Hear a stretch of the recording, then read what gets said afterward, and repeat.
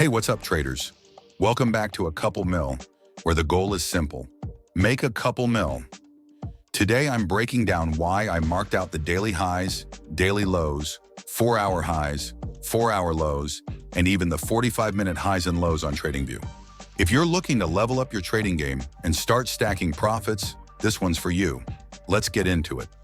So why am I marking all these levels? First, these levels represent key areas of support and resistance. The market doesn't move randomly. It respects these levels because they're areas where big players like institutions are placing their orders. By identifying them, you're basically tracking where the whales swim. Now let's break it down. Daily highs and lows. These are critical because they tell us the overall range for the day. If price breaks above the daily high, that's a sign of bullish momentum. If it dips below the daily low, we might be looking at a bearish trend. Marking these levels gives you a clear roadmap for where price could go next. 4-hour highs and lows. The 4-hour chart is a favorite for swing traders and even some day traders. These levels act like checkpoints for larger moves. Think of them as the macro view within the daily range.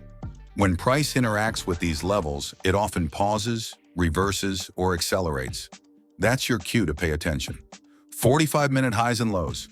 The 45-minute chart, that's where you zoom in and get granular.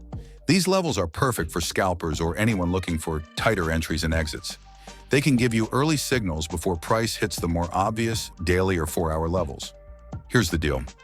Marking these levels helps you anticipate where the market's likely to react. It's not magic. It's math and psychology. Traders all over the world are watching these levels, and their collective decisions create the trends and reversals we trade. By marking these levels, you're building a framework to spot reversals at key zones, breakouts when price smashes through resistance, trends by seeing where higher highs or lower lows form. And here's the kicker.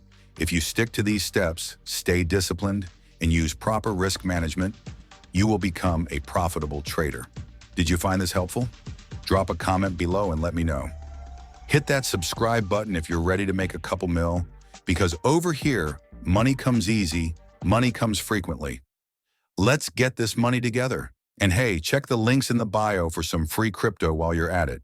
If you've got questions about how I find these levels or suggestions for what I should cover next, leave a comment. Thanks for watching, and I'll see you in the next one. All right, traders, stay focused, stay profitable, and as always, let's secure that bag.